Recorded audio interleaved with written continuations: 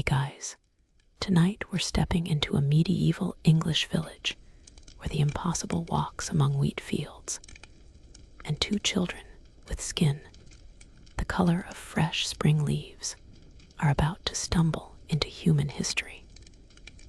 Picture yourself in the Suffolk countryside, circa 1150, where the air smells of fresh-cut grain and the sound of church bells drifts across golden fields.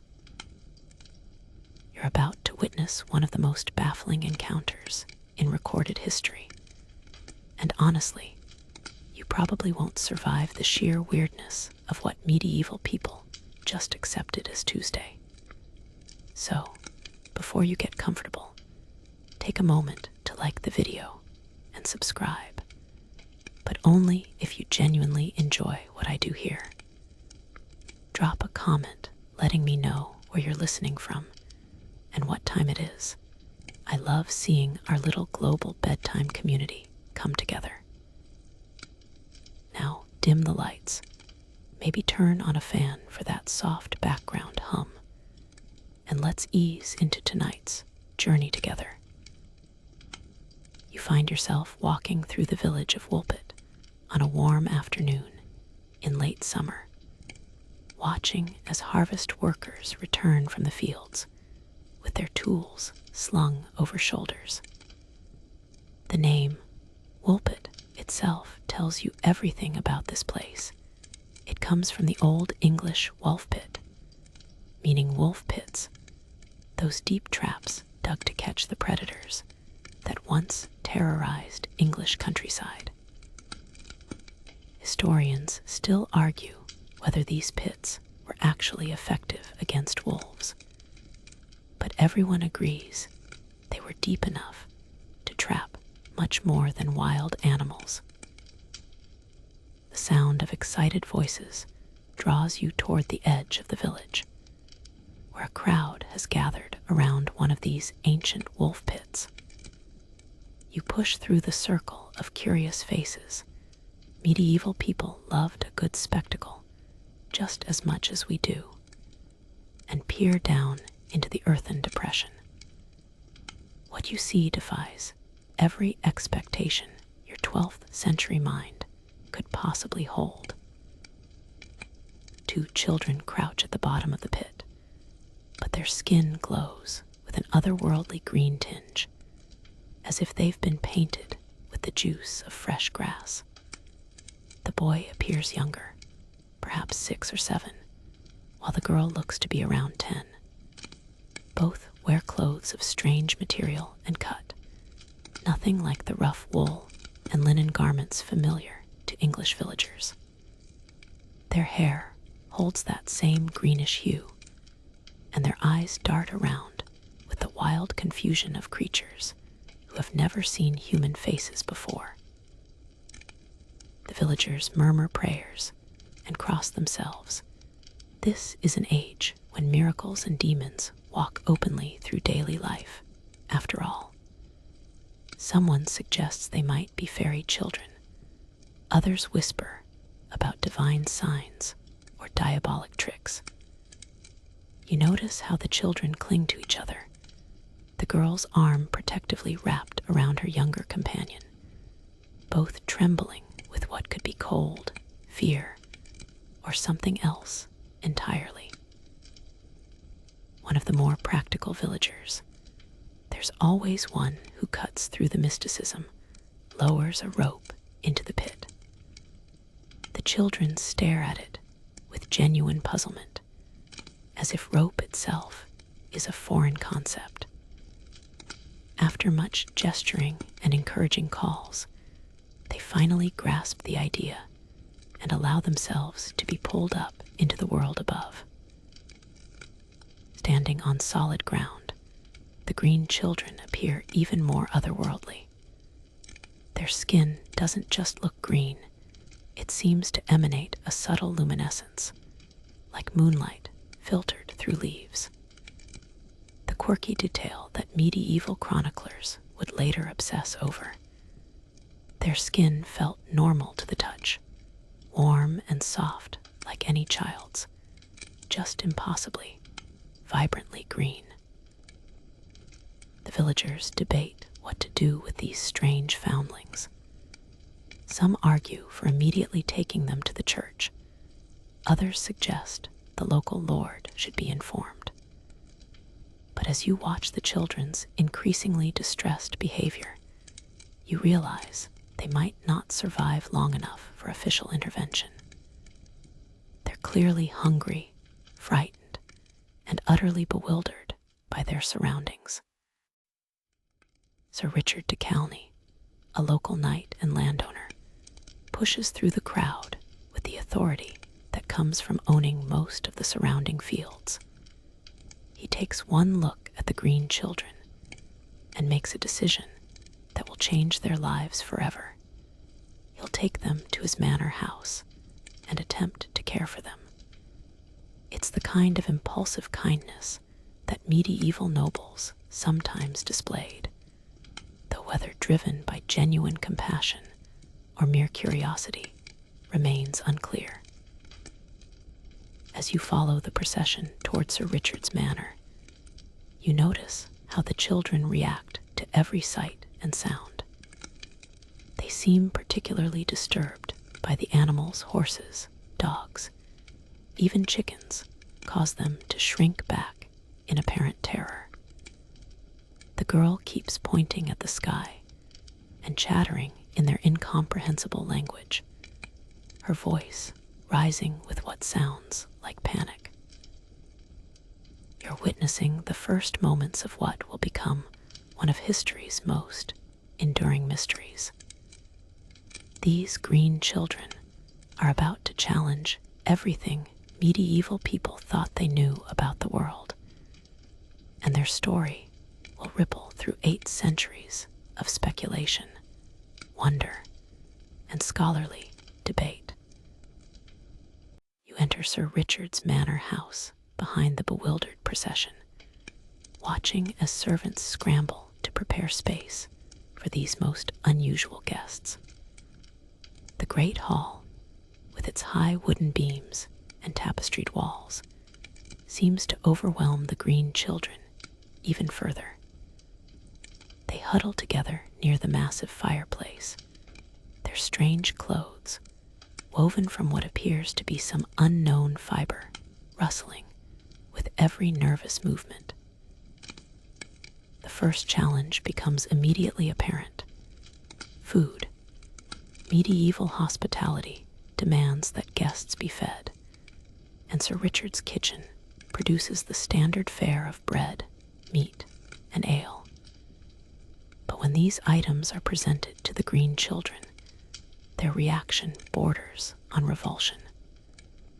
The boy actually gags at the sight of roasted fowl, while the girl examines a piece of bread as if it might bite her back.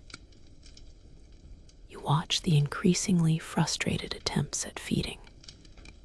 The children seem to recognize that these items are meant for consumption, but they push everything away with obvious distress. Their own hunger is evident. They're clearly weakening, but nothing the manor can provide appears edible to them. It's a heartbreaking paradox that has the entire household puzzled. The breakthrough comes accidentally. While exploring the manor's grounds, the children discover raw beans growing in the garden. Their excitement is immediate and intense. They fall upon the bean pods with desperate hunger, consuming them with obvious relief. But here's where things get weird, even by medieval standards. They insist on eating only the beans found inside the pods, discarding the outer shells with the meticulousness of seasoned gourmets. Historians still argue whether this dietary restriction was cultural, physiological, or simply the result of severe culture shock.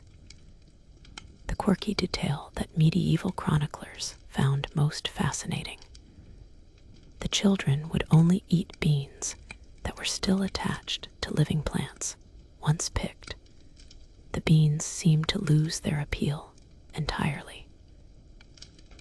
The language barrier proves equally challenging. The green children speak to each other in what witnesses describe as melodious but completely unintelligible words. They point at objects and chatter excitedly, but their meaning remains impenetrable. You notice how their communication involves elaborate hand gestures and facial expressions that seem almost choreographed, as if their entire language incorporates physical movement. Attempts to teach them English words meet with mixed results. The girl shows more aptitude, slowly beginning to associate English sounds with objects and actions. But the boy appears increasingly withdrawn, speaking less even in their own language. The household begins to worry that the shock of displacement might be affecting him more severely than his sister. The children's reaction to medieval clothing provides another source of bewilderment. When offered proper English garments, wool tunics, linen shifts, leather shoes, they examine these items with the same confusion they showed toward food. Their own clothes, upon closer inspection, appear to be made from some kind of metallic fiber that catches light in unusual ways. Neither quite silver nor gold, but something in between. You observe their daily routines and notice patterns that seem completely alien. They appear to sleep very little, instead spending hours in what looks like meditation or prayer, though directed toward no recognizable deity. They show intense interest in certain sounds. Church bells send them into what appears to be ecstatic trance, while the sound of iron tools being sharpened causes them obvious distress.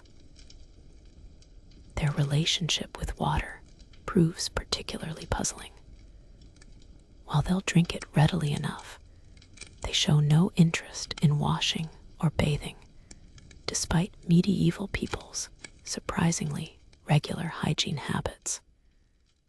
When forced to bathe, they emerge from the water with their green tinge somehow more pronounced, as if moisture intensifies their unusual coloration. The manor's animals provide another source of constant fascination and fear. The children have clearly never seen horses, dogs, or cats before, and their reactions range from terror to wonder. But they show an almost mystical connection to birds, following their flights with intense concentration, and occasionally making sounds that seem to mimic various bird calls. As days pass, you notice the girl beginning to adapt more successfully than her brother. She starts experimenting with different foods, gradually expanding her diet beyond raw beans. Her first successful consumption of bread becomes a celebration throughout the household, finally progress toward normal human sustenance. The boy, however, continues to decline. His green coloration seems to fade, but not in a healthy way. He's becoming pale and listless, as if the change is draining his life force rather than improving his condition. The manor's physician, armed with the limited medical knowledge of the 12th century, can offer little beyond bloodletting and herbal remedies that seem to have no effect. You sense that a crisis is approaching. The boy's condition worsens daily, while the girl shows signs of successfully adapting to her new environment. It's becoming clear that whatever brought these green children to Woolpit, the journey may prove fatal for at least one of them. you settle into the manor's daily routine, becoming an observer to the painstaking process of breaking through the language barrier that separates two worlds. The green girl, for she's clearly the stronger of the two, begins to show remarkable linguistic intelligence, though her brother remains largely silent, his earlier chatter reduced to occasional whispers in their mysterious tongue. The manor's chaplain, Brother Benedict, takes particular interest in the communication challenge. Armed with Latin, French, and English, he attempts systematic instruction, pointing to objects while slowly repeating their names. You watch as understanding occasionally flickers across the girl's face, followed by attempts at pronunciation that sound nothing like any earthly language you've heard. Her first recognizable English word comes as a surprise: bean. She masters this quickly, probably because it represents her primary food source. But her pronunciation carries strange melodic qualities, as if she's singing rather than speaking. The household finds this enchanting, though you notice how her brother flinches whenever she speaks English, as if betraying their shared heritage. The breakthrough in communication comes through an unexpected medium: music. The manor's minstrel, practicing his lute in the great hall, attracts the girl's intense attention. She begins humming along, and her humming gradually incorporates English words she's learned. It's as if melody provides the bridge between her native tongue and human language, a discovery that medieval people, who believed music could influence the very spheres of heaven, find both logical and miraculous. You observe the peculiar cadence of her emerging English. She speaks in what sounds almost like verse, with consistent rhythm and rising and falling intonation that makes even simple statements sound like poetry.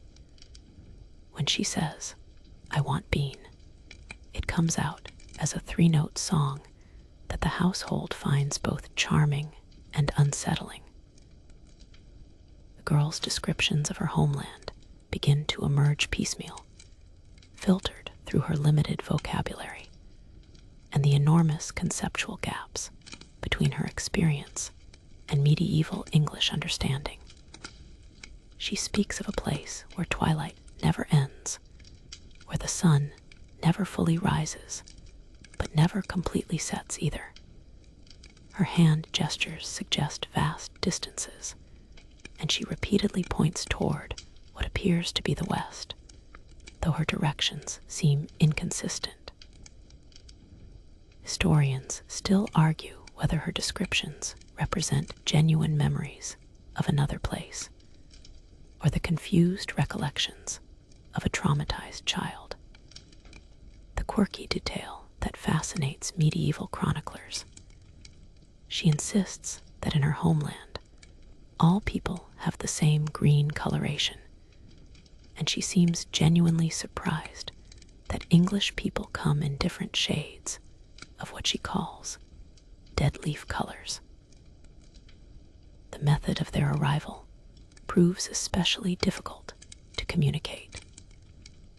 The girl's attempts to explain involve elaborate pantomime, gestures toward the sky, and what appears to be descriptions of sound.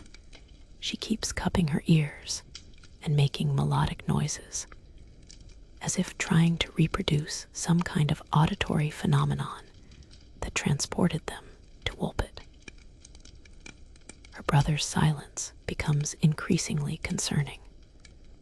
When he does speak, it's only to his sister, and always in their native language.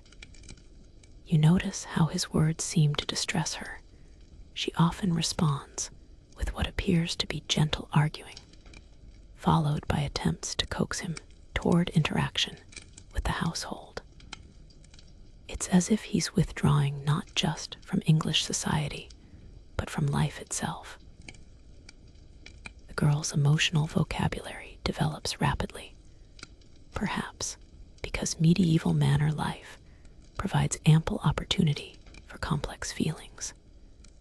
She learns words for sadness, fear, and loneliness quickly, but struggles with concepts like home and family. When asked about her parents, she responds with gestures that suggest they exist, but are impossibly far away, not just geographically, but in some way that transcends normal distance. Brother Benedict becomes particularly interested in her spiritual vocabulary. When shown religious imagery, crosses, depictions of saints, illustrations of biblical stories, she reacts with recognition, but confusion, as if these symbols are familiar but wrong somehow. Her attempts to describe her own religious concepts involve pointing upward and making sweeping circular motions, suggesting some kind of celestial worship that doesn't align with Christian theology. The household's children prove surprisingly effective teachers. Young pages and servants' children have fewer preconceptions about how language should work, and they communicate through games and play that bypass formal instruction. You watch as the girl learns words for simple emotions and actions through children's games, laughing for the first time since her arrival when she successfully participates in a game of blind man's bluff. Her growing vocabulary allows for more complex questions, but the answers often deepen the mystery rather than solving it. When asked how they came to be in the Woolpit, she describes what sounds like following a sound, specifically the sound of bells through some kind of passage or tunnel. Her gestures suggest movement through darkness, then sudden emergence into daylight that was painful and bewildering. The cultural gaps become apparent in unexpected ways. She has no concept of money, trade, or ownership, which creates interesting complications in a feudal society built on precisely these concepts.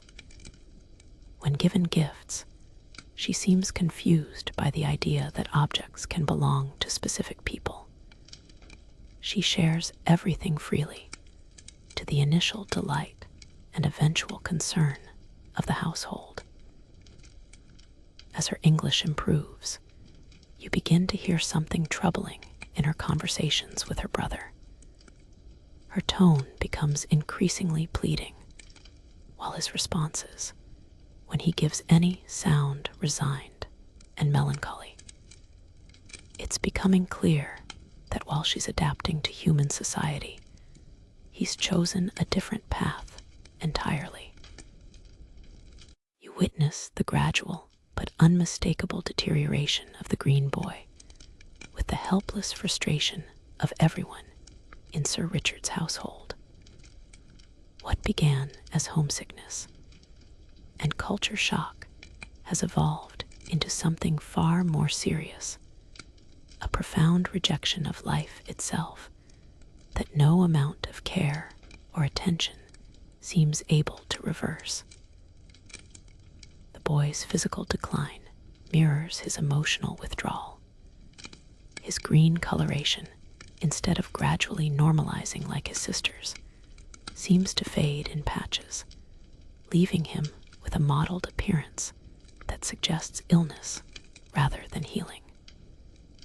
The manor's physician, working with the limited medical knowledge of the 12th century, attempts various treatments, herbal remedies, bloodletting, even blessed water, but nothing halts the boy's deterioration. His eating habits become increasingly erratic, while his sister gradually expands her diet beyond raw beans. The boy begins refusing even these basic sustenance items. You watch him examine beans with the same desperate hunger as before, but then push them away as if they've lost their power to nourish him. It's as if his body is forgetting how to extract life from food. The household's concern deepens when they realize the boy has stopped speaking entirely, even to his sister. His silence isn't peaceful. It carries the weight of deliberate withdrawal, as if he's systematically severing his connections to the world around him. When his sister attempts to engage him in their native language, he responds with increasingly brief gestures before turning away completely. Medieval people, accustomed to interpreting physical ailments through spiritual lenses, begin to whisper about divine judgment or demonic influence. Brother Benedict spends hours in prayer, seeking spiritual solutions to what appears to be a supernatural problem. The quirky detail that medieval chroniclers found most disturbing: the boy's shadow seems to be fading along with his coloration, becoming progressively lighter and more translucent. You observe the sister's growing desperation as she realizes her brother is slipping away. Her attempts to bridge the gap between their old world and new take on increasing urgency. She tries to recreate elements of their homeland within the manor, arranging objects in specific patterns, humming melodies that might remind him of home, even attempting to modify the lighting in their chamber to simulate the perpetual twilight she describes. The boy's reaction to English customs becomes increasingly negative. The sound of church bells, which initially seemed to entrance both children, now causes him visible distress. He covers his ears and retreats to the darkest corners of the manor when the daily calls to prayer ring out. It's as if the very aspects of human society that his sister finds adaptable have become unbearable to him. His sleep patterns deteriorate dramatically, while his sister gradually adjusts to human sleeping schedules. The boy spends his nights in restless wakefulness, staring at the ceiling or out windows with an expression of profound longing. During the day, he falls into exhausted stupors that resemble unconsciousness more than natural sleep. The manor's children, who initially showed fascination with both green visitors, begin to avoid the boy instinctively. His presence seems to drain energy from those around him, creating an atmosphere of inexplicable sadness that affects even the most cheerful members of the household. You notice how conversations become subdued in his presence, and how people unconsciously move away from him during meals. Historians still argue whether the boy's decline was psychological, physical, or something beyond medieval understanding entirely. The medical knowledge of the 12th century offered no framework for understanding what might now be called severe depression or trauma-induced withdrawal. So household members interpreted his condition through the only lens available to them: spiritual crisis.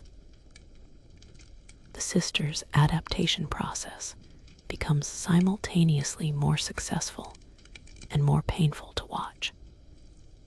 As her English improves and her integration into manor life deepens, the gap between her experience and her brother's widens dramatically. She begins to thrive in human society just as he retreats from it, creating a tragic divergence that tears at the heart of their sibling bond. Brother Benedict attempts spiritual intervention, believing the boy might be suffering from some form of demonic oppression. Exorcism rituals of the 12th century were less dramatic than later traditions, focusing more on prayer and blessed objects than confrontational approaches. But the boy's response to these interventions suggests indifference rather than relief, as if spiritual concerns no longer touch him. The household's daily rhythm begins to center around the boy's decline. Meals become exercises in coaxing him to eat. Conversations become whispered conferences about his condition, and the general atmosphere grows heavy with unspoken concern. Even Sir Richard, normally focused on practical matters of estate management, finds himself drawn into the mystery of this fading child. You sense that time is running out. The boy's periods of alertness grow shorter. His responses to external stimuli become increasingly minimal, and his physical presence seems to grow lighter, as if he's gradually disconnecting from the material world. His sister's distress becomes palpable. She seems to understand that she's losing not just her brother, but her last connection to whatever world they came from. The approaching crisis hangs over the manor like a storm cloud. Everyone can feel it building, but no one understands how to prevent it. The boy is dying, not from any disease that medieval medicine can identify, but from something far more fundamental, a complete rejection of existence in a world that cannot sustain his essential nature. You watch with fascination as the green girl demonstrates remarkable resilience, slowly transforming from terrified foundling into something approaching a normal medieval child. Her adaptation unfolds in stages, each small victory celebrated by the household as evidence that at least one of the mysterious children might survive their transition to human society. The most visible change occurs in her skin tone. Unlike her brother's patchy and unhealthy fading, her green coloration diminishes gradually and evenly, as if her body is slowly learning to process different foods and adapt to different light conditions. The transformation isn't uniform. Her fingertips and ears retain their green tinge longer than other areas, creating an almost fairy-like appearance that the household finds enchanting rather than disturbing. Her dietary expansion becomes a source of daily celebration. Beyond the initial breakthrough with bread, she begins experimenting with other foods under careful supervision. Milk proves acceptable, then certain fruits, gradually expanding to include the full range of medieval cuisine. The quirky detail that medieval chroniclers found most remarkable. She maintains an almost supernatural ability to detect spoiled or contaminated food, refusing items that appear perfectly fresh to everyone else, but later prove to be tainted. Language acquisition accelerates dramatically once she overcomes the initial barrier. Within weeks, she's constructing simple sentences, and within months, she's engaging in complex conversations with vocabulary that impresses even Brother Benedict. Her accent never completely disappears. Her English always carries those melodic qualities that make ordinary speech sound like incantation. but her fluency develops to the point where she can explain abstract concepts and describe complex emotions. The manor's social hierarchy initially puzzles her, but she adapts with surprising grace. Coming from a society that apparently had no concept of feudal obligations, she learns to navigate the complex relationships between lords, knights, clergy, and servants. Her natural intelligence and exotic background actually provide advantages. She becomes something of a pet project for Sir Richard, who takes pride in her successful integration. Her religious education proves particularly interesting. Brother Benedict approaches her spiritual instruction with the assumption that she's essentially a blank slate, ready to be filled with Christian doctrine. But her responses suggest previous exposure to religious concepts that don't quite align with medieval Christianity. She accepts instruction about Christ and the saints, but her questions reveal underlying theological assumptions that make the chaplain profoundly uncomfortable. The girl's mechanical aptitude surprises everyone. She shows remarkable skill with household tasks, but her methods often differ from traditional approaches. She seems to understand principles of leverage, balance, and efficiency that allow her to accomplish tasks more effectively than people who have been doing them for years. When she demonstrates a new way to operate the manor's grain mill, the innovation is so effective that it's adopted permanently. Her relationship with the natural world provides another source of wonder. While her brother became increasingly withdrawn from all forms of life, she develops an almost mystical connection to plants and animals.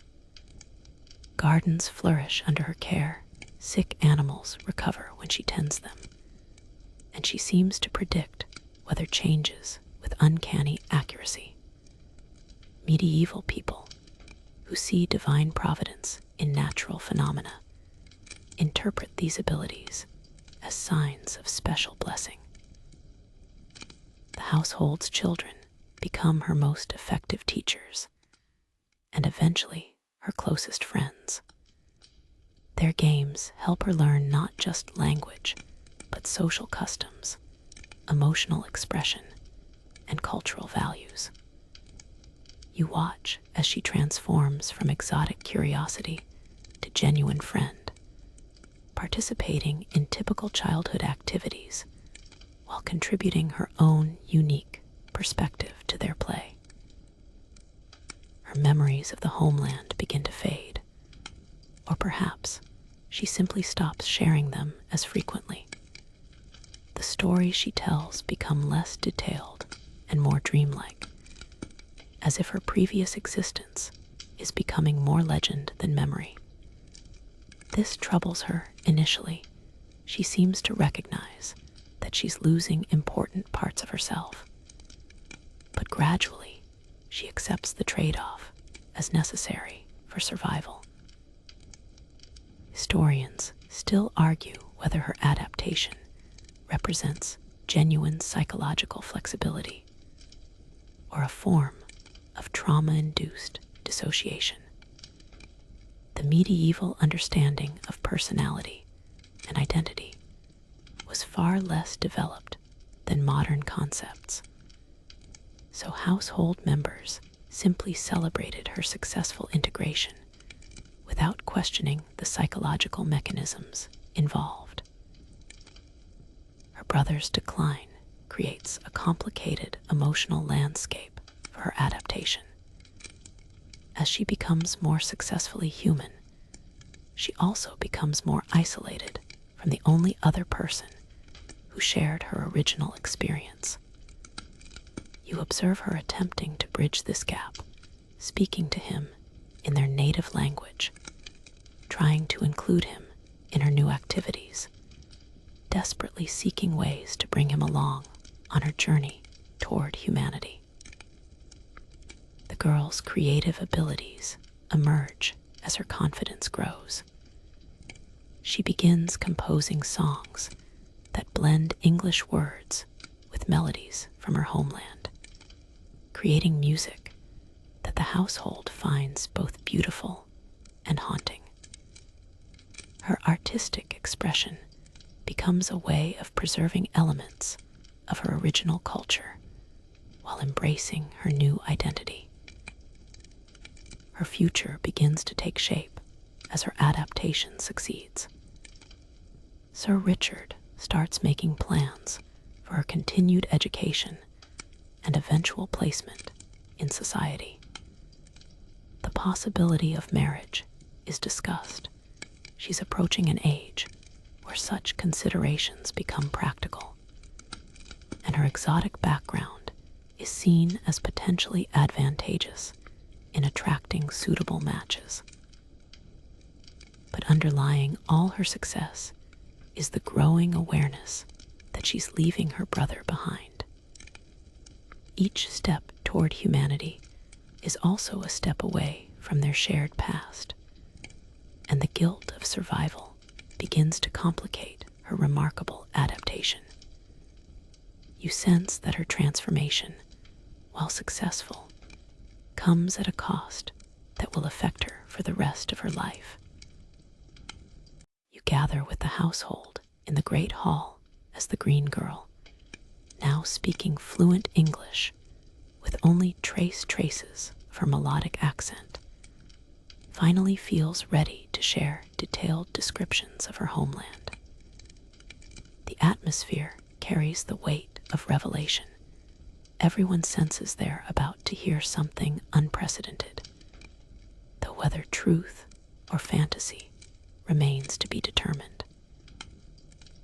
She begins with the light, describing a realm where the sun never fully rises nor completely sets, creating a perpetual twilight that bathes everything in gentle, greenish radiance.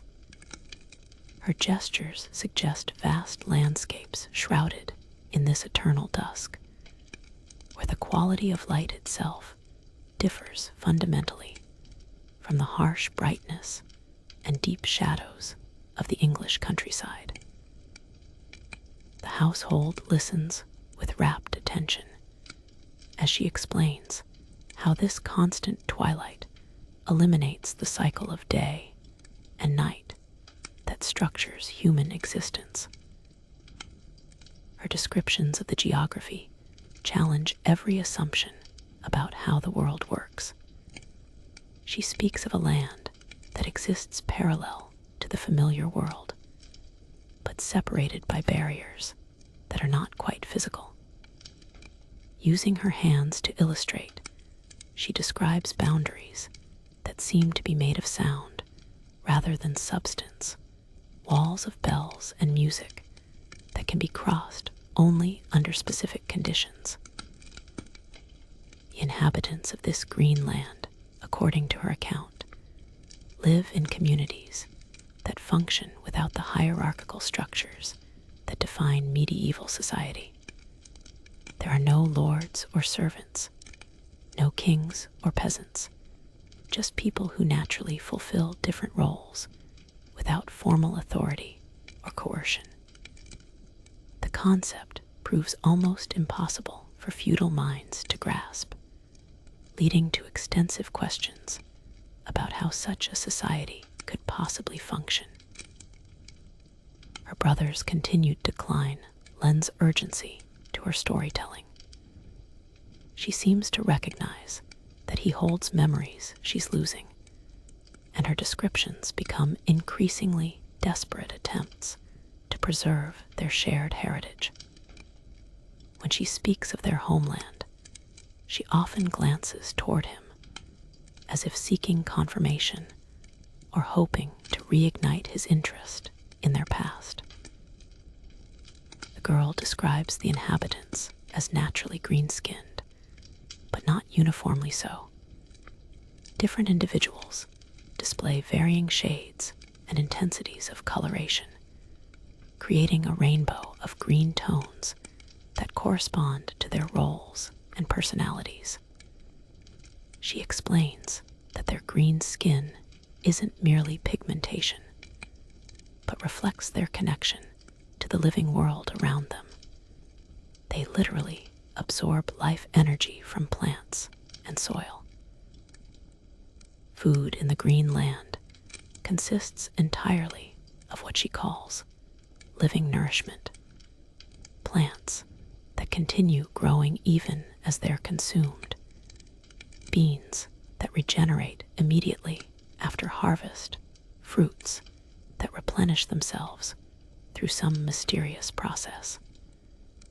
The concept of killing animals for food seems to genuinely horrify her, though she's gradually adapting to English dietary customs out of necessity.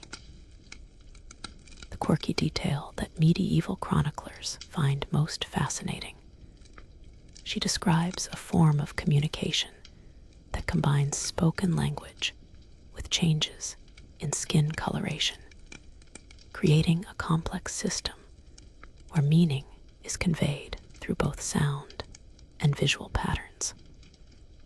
Her current inability to change color has left her feeling partially mute, able to express only half of what she means to say. Her explanation of how they came to Woolpit involves following the sound of bells through what she describes as the between places, passages that exist in the spaces between different realities. The bells, she claims, call to them from the human world, drawing them through barriers they didn't understand until it was too late to return. Her gestures suggest that crossing over required them to abandon some essential part of themselves. The girl's description of time in the green land reveals another fundamental difference from human experience.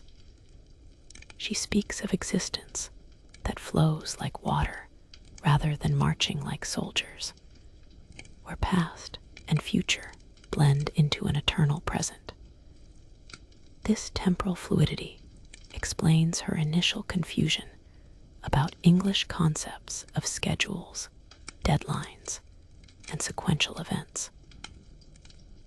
Religion in the green land appears to center on what she calls the Great Growing, a spiritual principle that celebrates life, growth, and change. She describes rituals that involve entire communities singing to plants, ceremonies where people dance with trees, and seasonal celebrations that last for periods that don't correspond to human calendar systems. Historians still argue whether these descriptions represent genuine memories of another realm or elaborate fantasies created by a traumatized child's imagination. The medieval worldview, which accepted the existence of fairies, demons, and other supernatural beings, provides a framework for interpreting her stories as potentially literal truth. Her tales of the green land become increasingly melancholy as she realizes how much she's forgotten. The act of translation into English seems to drain some essential quality from her memories, leaving her with accurate words, but diminished emotional resonance. She frequently pauses during her storytelling, searching for concepts that don't exist in human language. The girl's growing identification with English culture creates internal conflict about her homeland memories. She begins to question whether the green land was as perfect as she remembers, or whether her current happiness makes her past seem less appealing. This psychological complexity adds layers to her storytelling that make listeners wonder what they're really hearing. Her brother's silence throughout these sessions becomes increasingly poignant. He's the only other person who could confirm or correct her memories, but his withdrawal from communication leaves her stories unverified. The household begins to understand that when he dies, an entire world's worth of knowledge will disappear forever. As her tales continue, you sense that the green land is becoming more legend than memory, transformed by the act of telling into something that serves her present needs rather than preserving her past truth. The stories are becoming her way of maintaining connection to her origins while justifying her transformation into something entirely different. You observe the arrival of Brother William of Newburgh at Sir Richard's manor, accompanied by scrolls, ink, and the determined expression of a man who believes he's encountering something historically significant. Word of the Green Children has spread beyond the local area, reaching the ears of learned men who chronicle the strange events of their time for posterity. Brother William represents a new breed of medieval intellectual men who attempt to record events with systematic accuracy rather than simply retelling popular tales. His approach combines religious interpretation with careful observation, creating documents that serve both as historical records and theological treatises. The Green Children present exactly the kind of unprecedented phenomenon that such chroniclers live to document. His interview technique reveals the methodical mind of a trained scholar. Rather than simply accepting the girl's stories at face value, he cross-examines household members, compares different accounts, and attempts to identify consistencies and contradictions. You watch as he transforms living memory into written record, a process that inevitably changes the nature of what's being preserved. The girl's interaction with Brother William marks another stage in her adaptation. She's now confident enough in English to engage in sophisticated theological discussions, but her responses reveal thinking patterns that don't align with standard medieval Christianity. When asked about the nature of God in the Green Land, she describes concepts that sound almost pantheistic, emphasizing divine presence within natural processes rather than transcendent authority. Brother William's questions about the Green Land's geography reflect medieval understanding of the world's structure. He wants to know whether her homeland exists in the same physical realm as England, or whether it occupies some alternative space described in classical and religious texts. Her attempts to explain spatial relationships that don't conform to standard geographical concepts frustrate both questioner and subject.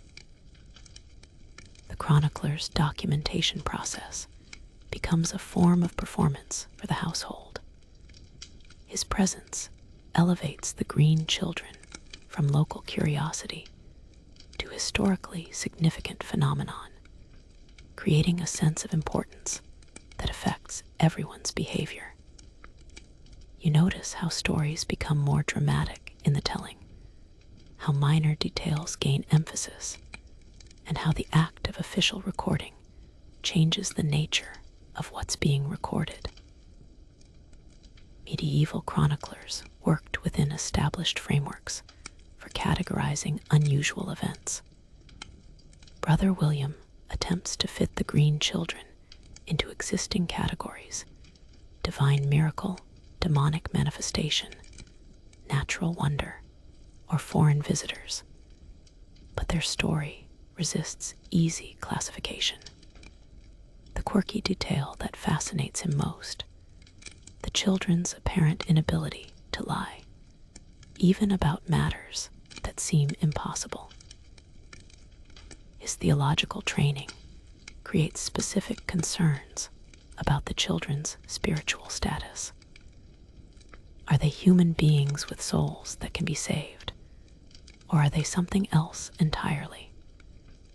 The question has practical implications for their treatment and future, but also reflects deeper medieval anxieties about the boundaries between human and non-human existence. The girl's growing sophistication in theological discussion actually complicates Brother William's documentation. Her responses suggest genuine religious knowledge, but from a framework that doesn't align with Christian doctrine. When she speaks of spiritual matters, she demonstrates understanding that seems too advanced for her apparent age and background. Brother William's chronicle will eventually reach other monasteries and learned institutions, spreading the story of the Green Children throughout medieval Europe. His documentation transforms a local phenomenon into a piece of official history, ensuring that the story will survive long after its original witnesses have died. The chronicler's presence also affects the girl's relationship with her past. His systematic questioning forces her to organize her memories into coherent narratives, but the process seems to distance her from the emotional reality of her experiences. You observe how her stories become more polished, but less spontaneous with each retelling. His attempts to record the children's original language meet with limited success. The girl can still speak some words from her homeland, but her pronunciation has been influenced by months of English usage. Brother William's phonetic transcription captures sounds that will puzzle scholars for centuries to come. The boy's continued decline adds urgency to the documentation process. Brother William recognizes that death will soon eliminate half of his source material, making thorough recording essential. His attempts to interact with the boy meet with complete failure. The child has withdrawn so completely that he responds to neither Latin nor English. Historians still argue whether Brother William's chronicle represents accurate historical documentation or elaborate medieval fiction. The systematic nature of his questioning and the detailed consistency of his records suggest genuine investigation, but the content itself strains credibility, even by medieval standards. The girl's adaptation to scholarly attention reveals her remarkable intelligence and social adaptability. She seems to understand the importance of Brother William's work and cooperates fully with his documentation process. Her willingness to repeat stories multiple times, answer the same questions from different angles, and clarify confusing details demonstrates a level of patience and comprehension that impresses the learned chronicler. Brother William's documentation will eventually inspire other chroniclers to record similar stories, creating a medieval tradition of documenting unusual phenomena with systematic rigor. His work on the Green Children becomes a model for how scholars should approach unprecedented events, combining careful observation with theological interpretation and historical context. chronicler's departure marks the end of the Green children's transformation from local curiosity to historical record. Their story is now preserved in official documents that will survive the collapse of kingdoms and the passage of centuries, ensuring that their brief intersection with human history will never be completely forgotten. You witness the Green Girl's remarkable transformation from otherworldly foundling to accepted member of 12th century English society, a process that requires her to navigate the complex social structures of Norman England while maintaining enough of her exotic appeal to secure her place in the world. The girl's legal status becomes a practical concern as her adaptation succeeds. Medieval law provides no framework for individuals who arrive from unknown lands with no family connections or property claims. Sir Richard petitions the local court to grant her a form of legal guardianship that will protect her rights while acknowledging her unique circumstances. Her education expands beyond basic language and household skills to include the accomplishments expected of a woman in Norman society. She learns needlework, music, and the complex social protocols that govern interactions between different classes. Her natural intelligence and exotic background actually provide advantages. She becomes something of a curiosity among the local nobility, sought after for her unusual perspective on familiar customs. The girl's religious instruction continues under Brother Benedict's guidance, but her theological questions reveal thinking patterns that consistently challenge orthodox doctrine. She accepts Christian teachings about salvation and morality, but her understanding of divine nature reflects concepts that sound more like natural philosophy than traditional theology. Her questions about why God would create a world with suffering puzzle the chaplain, who lacks adequate answers for such sophisticated inquiry. Her integration into the manor's social hierarchy requires careful negotiation. Too much familiarity with her betters would be inappropriate, but her unique background exempts her from the usual restrictions on women's behavior. She develops relationships with people across the social spectrum, from kitchen servants to visiting nobles, each interaction teaching her something new about human nature and social organization. The girl's economic value becomes apparent as her reputation spreads. Noble families begin visiting Sir Richard's manor specifically to meet the famous Green Child, bringing gifts and seeking her opinions on various matters. Her exotic background makes her a valuable addition to social gatherings, and her intelligence ensures that conversations with her are genuinely engaging rather than merely curiosity-driven. Her adaptation to medieval concepts of time and scheduling proves surprisingly challenging. Coming from a homeland where time apparently flowed differently, she struggles with the rigid structure of medieval daily life. Church services at fixed hours, meals at predetermined times, and seasonal obligations all require conscious effort to remember and follow. The girl's relationship with the natural world continues to set her apart from normal human experience. Her ability to predict weather, encourage plant growth, and calm frightened animals makes her valuable to the manor's agricultural operations. Medieval people, who see divine providence in natural phenomena, interpret these abilities as signs of special blessing rather than alien heritage.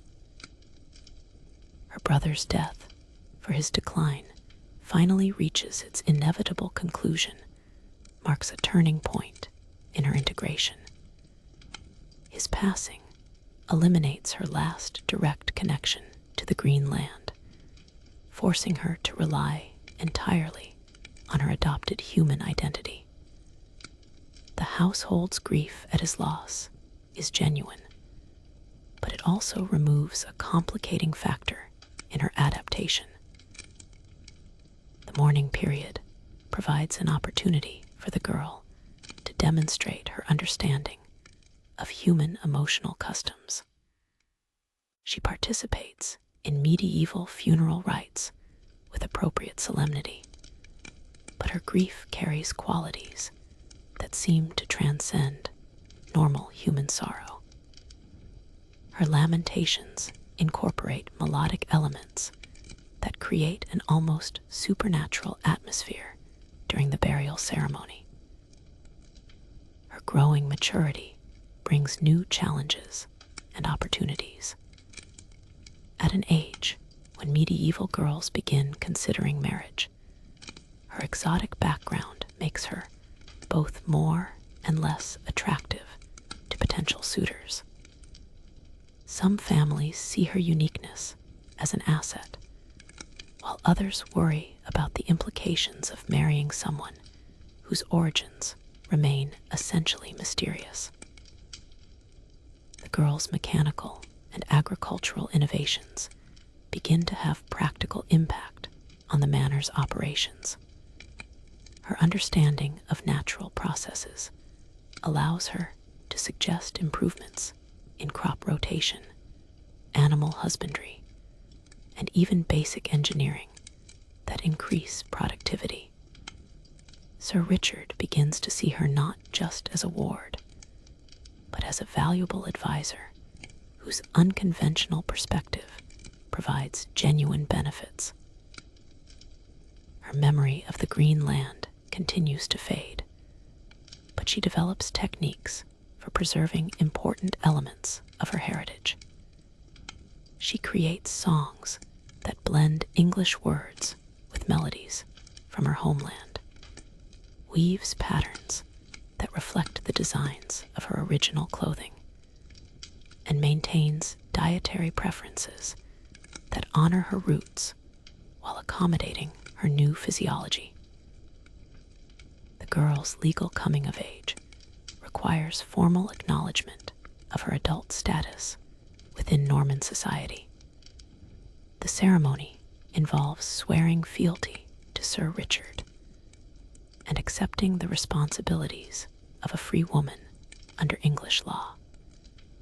Her oath-taking demonstrates complete fluency in the complex language of medieval legal obligations, marking her final transformation from mysterious foundling to recognized citizen.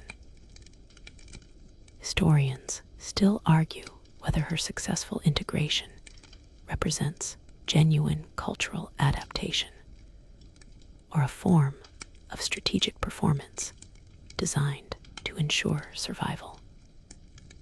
The medieval understanding of identity was less fixed than modern concepts, so household members simply celebrated her successful transformation without questioning the psychological mechanisms involved. Her future begins to take definite shape as various opportunities present themselves.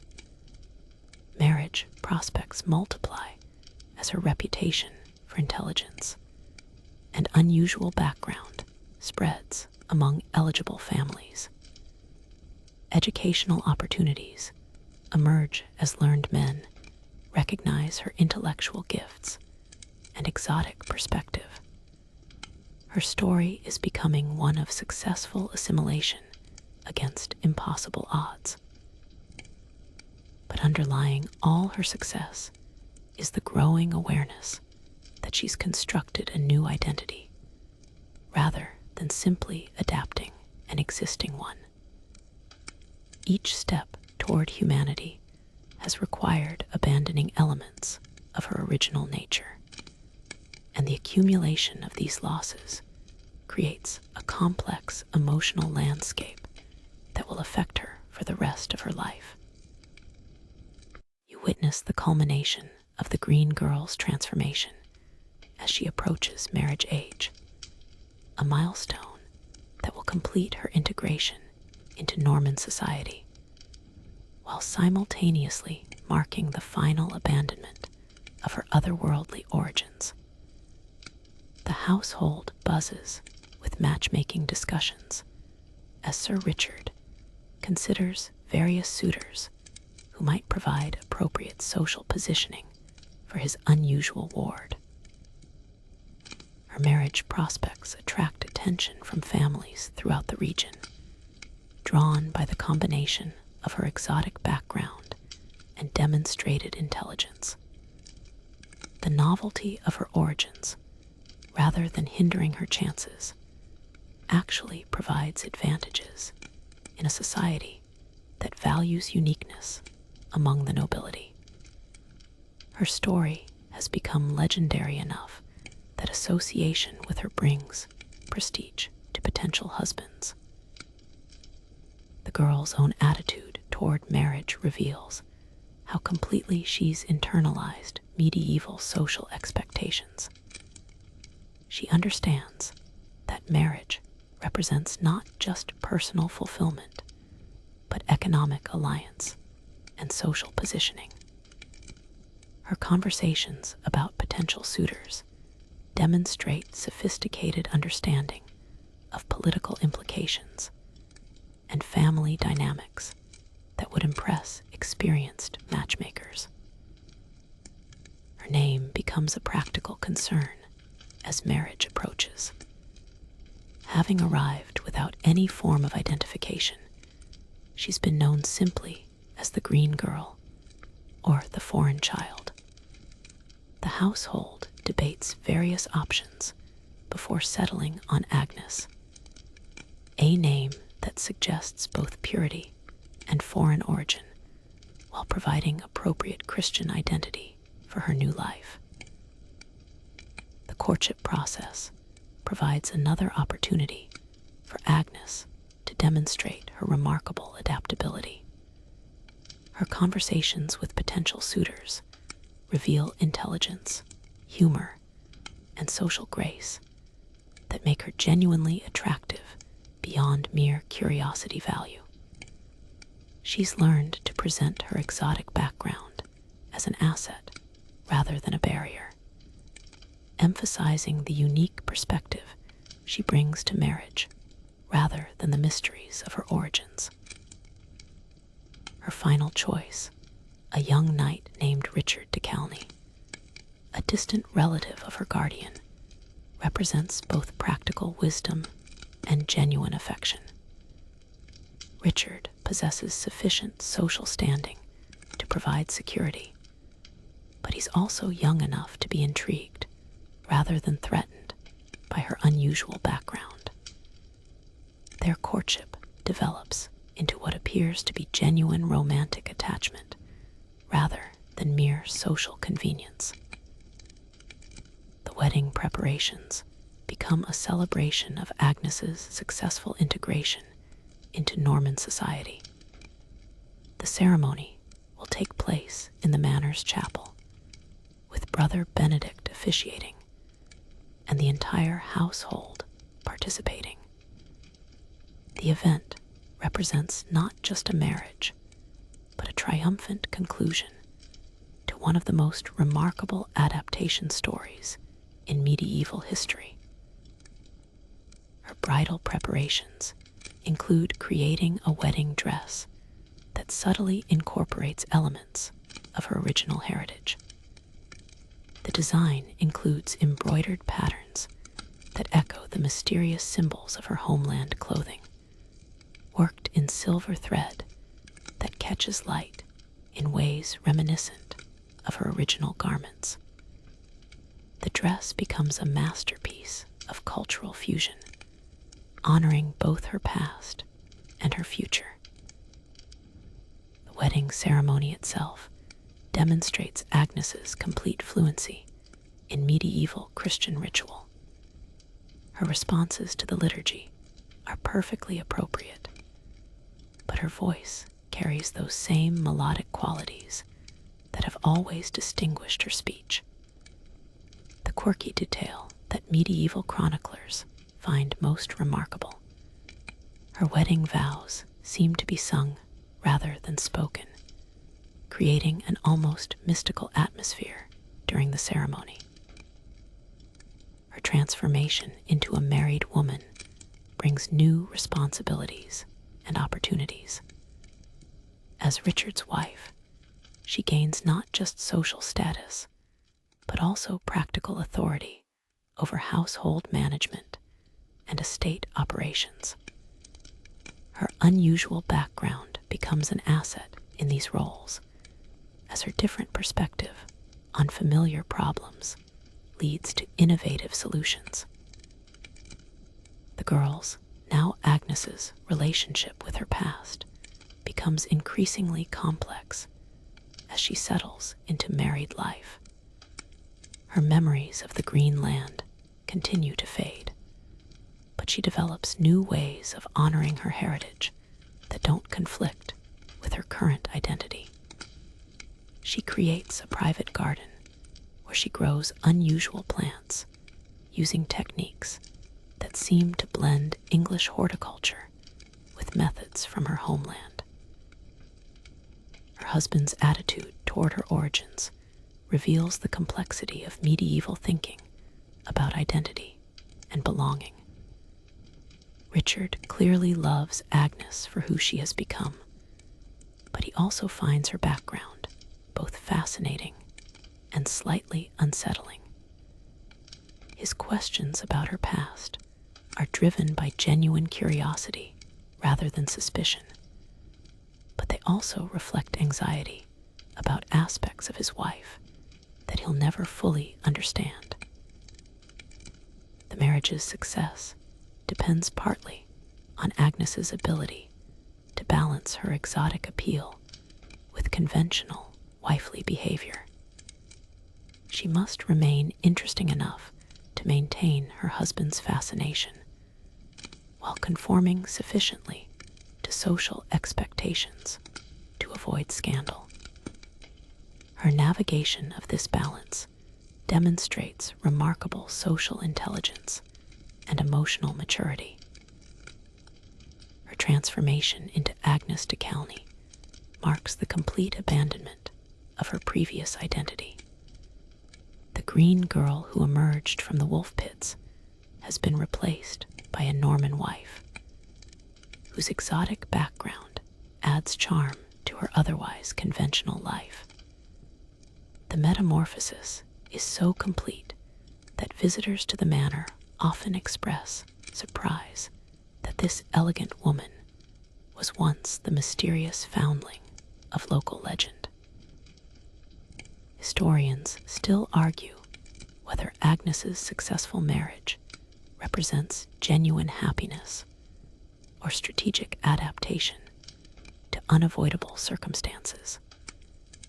The medieval understanding of marriage as social and economic alliance, rather than romantic partnership, makes it difficult to evaluate her emotional satisfaction with the arrangement.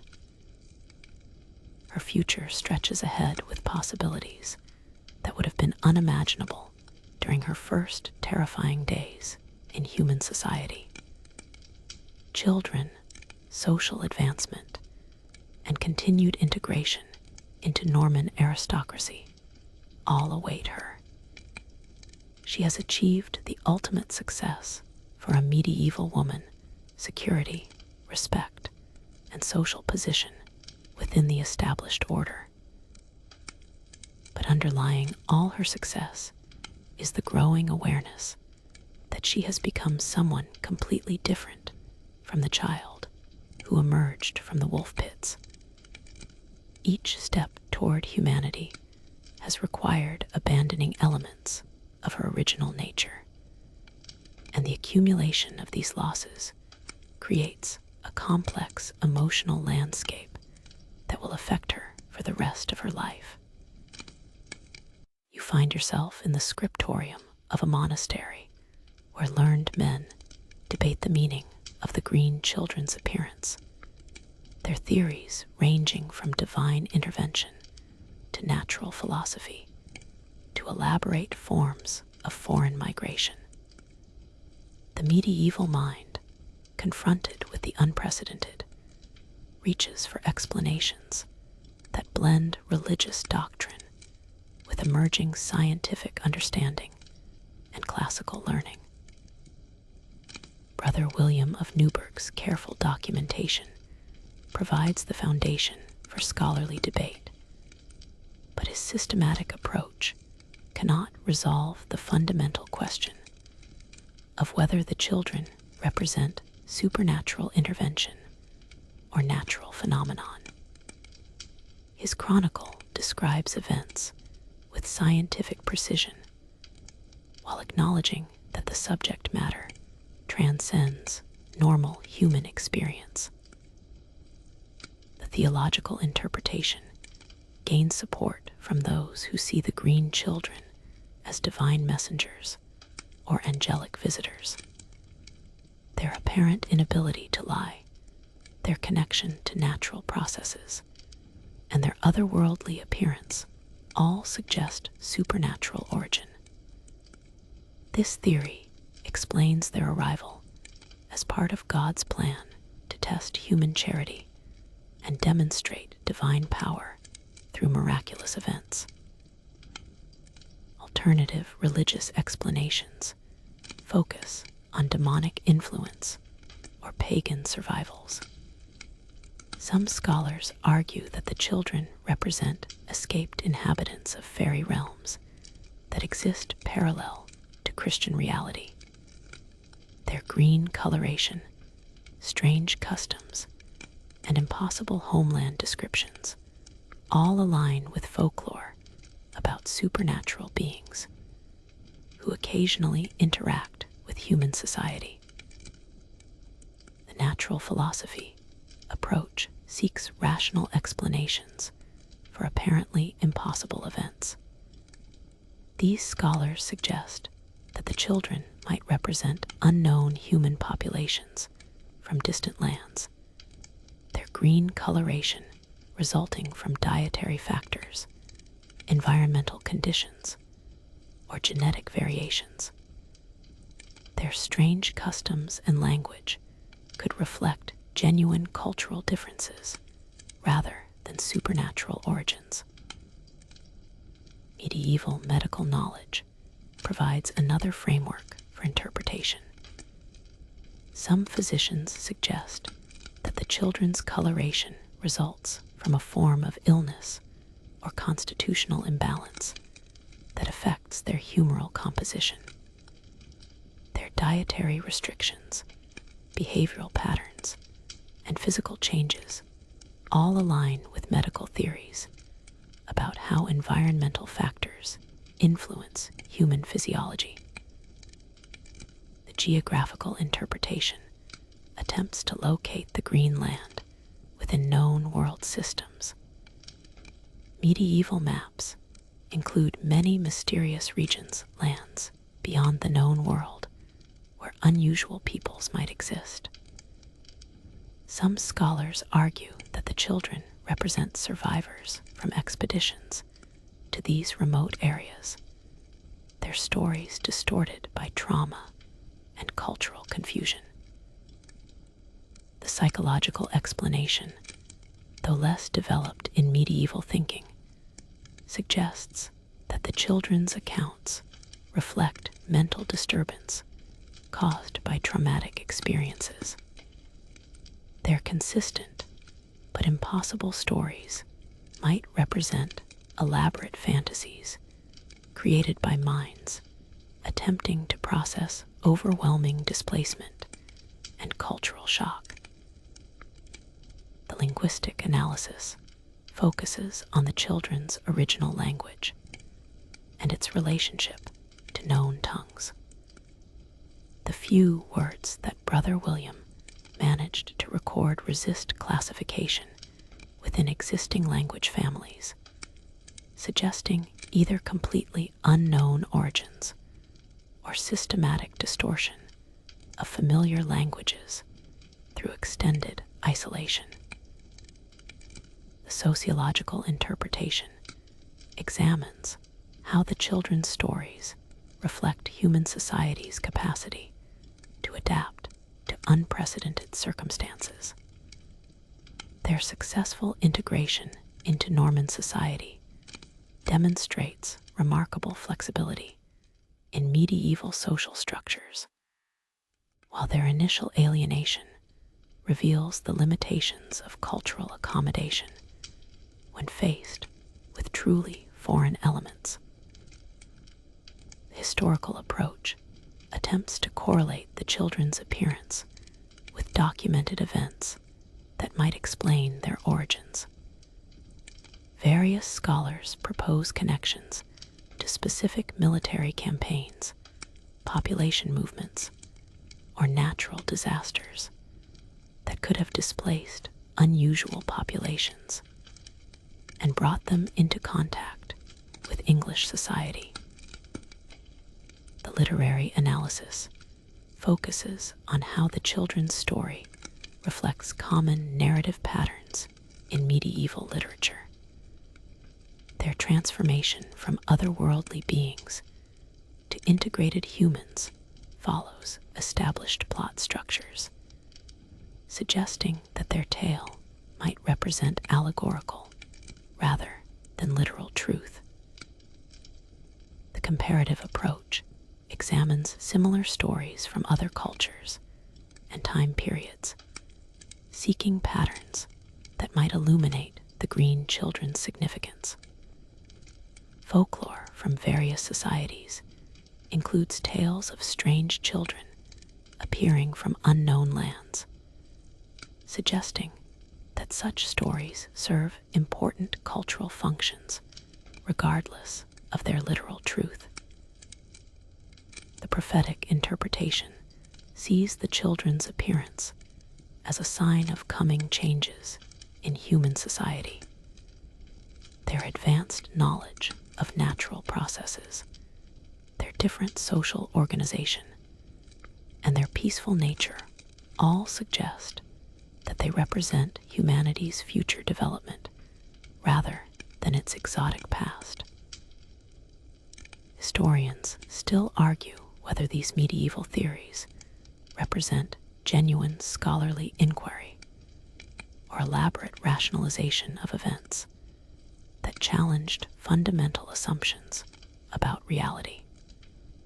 The systematic nature of the debate suggests serious intellectual engagement, but the content itself strains credibility, even by medieval standards. The girl's, now Agnes's, own evolution away from her mysterious origins complicates all theoretical approaches. As she becomes more human and less otherworldly, the evidence for supernatural explanation diminishes, but the mystery of her transformation deepens. Her successful adaptation raises questions about the nature of identity itself. The scholarly debate's ultimate inconclusiveness reflects the limitations of medieval intellectual frameworks when confronted with truly unprecedented phenomena. Despite systematic investigation and careful documentation, the green children remain as mysterious at the end of scholarly inquiry as they were at the beginning. The persistence of multiple competing theories suggests that the children's story serves different psychological and cultural needs for different audiences. Whether they represent historical fact, religious allegory, or psychological archetype matters less than their capacity to generate ongoing fascination and debate. You step forward through the centuries to observe how modern scholars approach the mystery of the green children, armed with scientific methods and theoretical frameworks that medieval thinkers could never have imagined. The story that once required supernatural explanation now generates theories ranging from medical conditions to social psychology to elaborate historical conspiracies. The medical interpretation focuses on conditions that might produce green-tinged skin coloration. Chlorosis, a form of anemia that can create greenish pallor, becomes a leading candidate for explaining the children's appearance. This condition, historically called green sickness, affects young people and can result from dietary deficiencies that would align with the children's initial inability to eat normal foods. Hypochromic anemia, caused by copper deficiency or other nutritional factors, provides another medical explanation. The children's eventual return to normal coloration as they adapted to English diet supports theories about nutritional causes for their unusual appearance. Their initial rejection of normal foods makes sense if their digestive systems were adapted to different nutritional sources.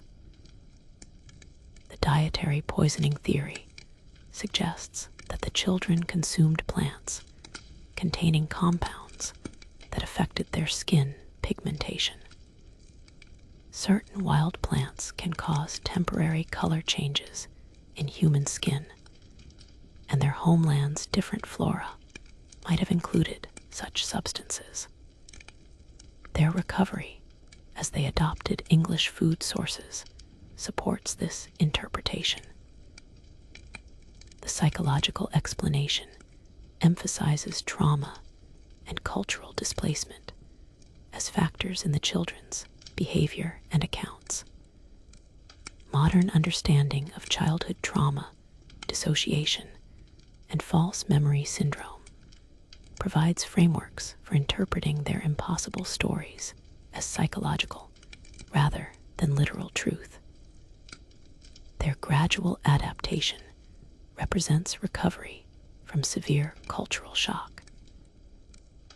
The sociological interpretation examines how medieval communities might have created or embellished stories about unusual children to serve specific social functions. The tale of successful integration by exotic outsiders reinforces values about Christian charity and cultural accommodation, while providing entertainment value for medieval audiences. The historical conspiracy theory suggests that the children were refugees from specific documented events in 12th century England.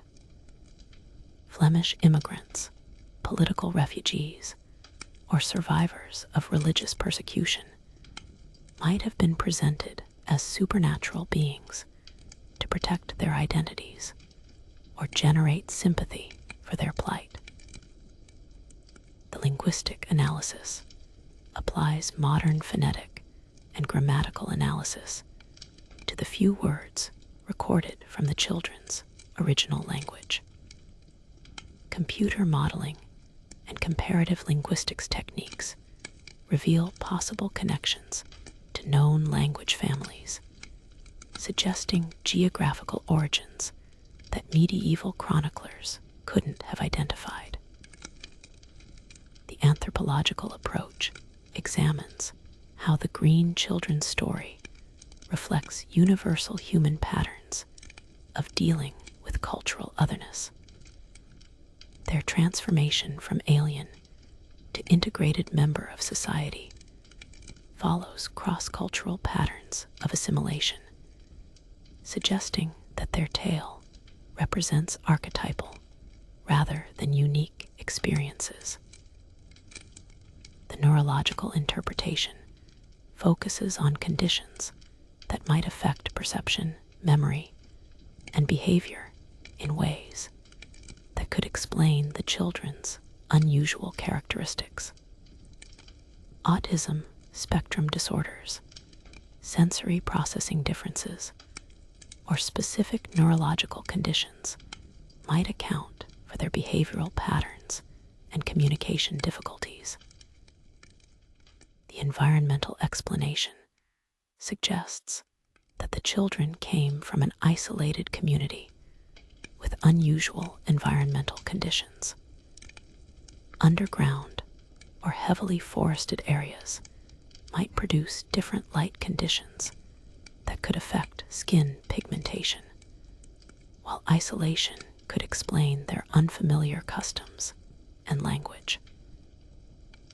The hoax theory proposes that the entire story was fabricated by medieval chroniclers or invented by local communities for entertainment or political purposes.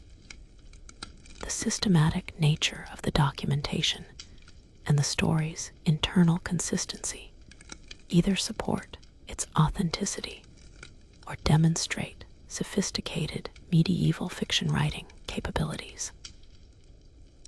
The genetic interpretation examines whether unusual hereditary conditions might explain the children's appearance and behavior.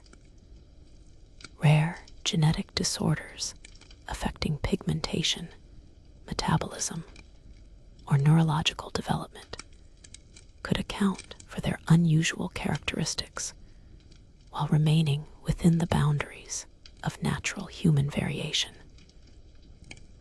The archaeological approach attempts to find physical evidence for the children's existence or their homeland. Excavations around Woolpit and analysis of medieval burial sites seek material confirmation of the story's historical accuracy. The absence of conclusive physical evidence neither proves nor disproves their existence. The textual analysis examines how the story evolved through multiple retellings and translations. Changes in emphasis, added details, and cultural adaptations reveal how medieval minds processed and transmitted accounts of unprecedented events. The story's evolution provides insights into medieval psychology and social values. The comparative folklore approach analyzes similar stories from other cultures and time periods to identify common patterns and themes. Tales of strange children appearing from unknown lands occur across multiple cultures, suggesting either historical connections or universal psychological archetypes. Historians still argue whether modern scientific methods can definitively solve a mystery that medieval documentation preserved but couldn't explain. The systematic nature of contemporary analysis provides more sophisticated theoretical frameworks, but the fundamental questions remain as challenging as ever. The girls, Agnes's, successful integration into Norman society provides the strongest evidence for the story's historical accuracy. Her documented marriage, social relationships, and continued presence in medieval records suggest that something significant actually occurred, even if the supernatural elements represent cultural interpretation rather than literal truth. The persistence of scholarly interest in the Green Children reflects their continued relevance to contemporary concerns about cultural identity, immigration, and social integration. Their story provides a historical lens through which to examine how societies accommodate difference and how individuals adapt to radical cultural change. You witness the transformation of the green children from historical curiosity to enduring legend, their story rippling through 8 centuries of human imagination to become embedded in the collective unconscious of English culture. What began as local phenomenon has evolved into universal archetype, touching something fundamental about human experience of otherness and belonging. The medieval chroniclers who first documented their story could never have imagined how their careful records would inspire countless retellings, each generation finding new meaning in the tale of 2 mysterious children who emerged from impossible lands. The story's survival through centuries of social change demonstrates its capacity to transcend specific historical circumstances and speak to universal human concerns. The Renaissance period saw the green children incorporated into early modern literature as symbols of the exotic and supernatural. Writers like William Camden and John Lyly referenced their story in works that explored themes of cultural difference and social transformation. Their tale became a touchstone for discussions about human nature and the boundaries of possible experience. The Enlightenment brought new skepticism to supernatural explanations, but the green children's story persisted as a fascinating historical puzzle. Rationalist thinkers attempted to explain away the supernatural elements while preserving the core narrative as evidence of cultural contact and adaptation. Their approach created new layers of interpretation that enriched rather than diminished the story's appeal. The Romantic movement embraced the green children as symbols of lost innocence and connection to nature. Poets and artists found in their story a critique of industrialization and urbanization, using their green coloration and natural abilities to represent humanity's forgotten relationship with the living world. Their homeland became a metaphor for Eden-like states of harmony and peace. The Victorian era saw the story incorporated into children's literature and fairy tale collections, where it took on new moral dimensions. The children's successful adaptation became a lesson about the importance of charity, patience, and cultural accommodation. Their transformation from alien to human provided a framework for discussing social integration and personal growth. The 20th century brought psychological interpretations that saw the green children as representations of the unconscious mind and repressed aspects of human nature.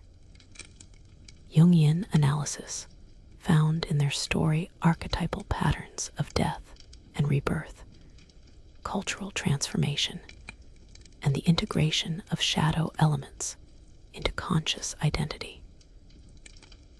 Contemporary culture continues to find new relevance in the green children's story, particularly in discussions about immigration, cultural identity, and social adaptation.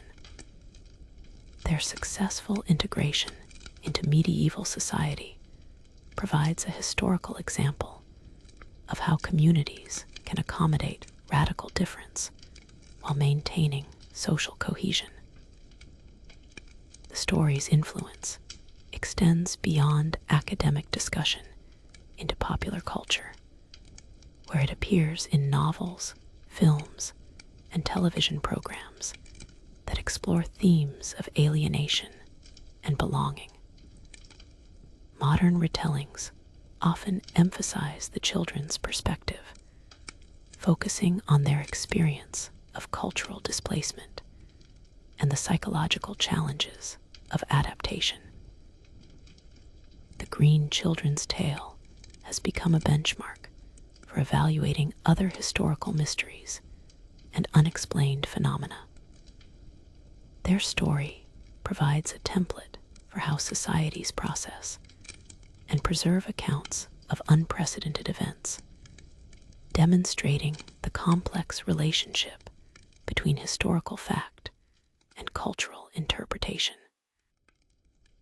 The geographical location of their story has become a pilgrimage site for those interested in historical mysteries and folklore.